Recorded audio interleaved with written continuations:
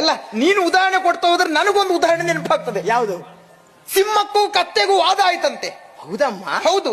ಆಮೇಲೆ ಕತ್ತೆ ಕೇಳುವುದು ಎಂತ ಹೇಳಿ? ಸಿಂಹದ ಹತ್ರ ಆಕಾಶದ ಬಣ್ಣ ಯಾವುದು ಕೇಳಿ. ಆಮೇಲೆ ಸಿಂಹ ಹೇಳ್ತು ಆಕಾಶ ನೀಲಿ ಉಂಟು ಅಂತ. ಬಹುಶಃ ನನ್ನ ಅಂತದ್ದ ಸಿಂಹ ಇರ್ಬೇಕು.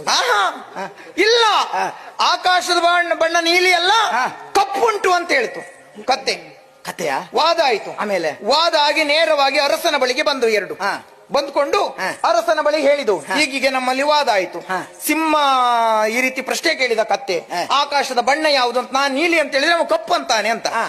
ಭಟರನ್ನ ಕರೆದ, ಈ ಸಿಂಹವನ್ನ ಸೆರೆಗೆ ಹಾಕಿ ಅಂತ ಹೇಳ್ದ. ಛೇ, ಎಂತ ಪರಿಸ್ಥಿತಿ ಬಂದಿದ್ದು. ಯಾಕೆ ಸಿಂಹವನ್ನ ಸೆರೆಗೆ ಹಾಕುದು? ಯಾಕೆ ಯಾಕೆ? ಈಗ ಸಿಂಹ ಸತ್ಯ ಹೇಳಿದ್ದಲ್ವಾ ನೀಲಿ ಬಣ್ಣ ಅಂತೇಳಿ. ಹೌದು.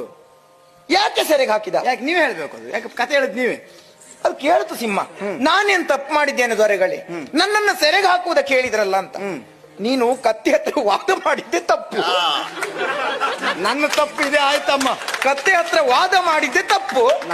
ಅದು ಕತ್ತೆ, ಅದು ಆಕಾಶ ಬೆಳ್ಳಗಿದೆ ಅಂತ ಹೇಳ್ತದೆ, ಕಪ್ಪು ಏನು ಹೇಳ್ತದೆ? ಯಾಕಂದ್ರೆ ಅದು ಕತ್ತೆ. ಇಷ್ಟು ಹೊತ್ತಿನಿಗೆ ಹೇಳಿದ ಉದಾಹರಣೆಗೆ ಇದೊಂದು ಸರಿ ಕೊಟ್ಟಿದೆ. ಅಲ್ಲ, ನನ್ನ ತಪ್ಪಾಯ್ತು. ನಾನು ವಾದ ಮಾಡೇ ತಪ್ಪಿದ್ದೆ. ಈಗ ನೀನು ವಾದ ಅಲ್ಲ, ನಿನ್ನಲ್ಲಿ ಮಾತುಗಳಿದ್ದಲ್ಲ ನನ್ನವರ ಕುರಿತು ಏನ್ ಹೇಳುವುದೇ ನೀನು? ಈಗ ಎಲ್ಲಿಂದ ಪ್ರಾರಂಭ ಮಾಡುವ? ಈಗ ಕತ್ತೆ ಬಿಡು ಮತ್ಸ್ಯ.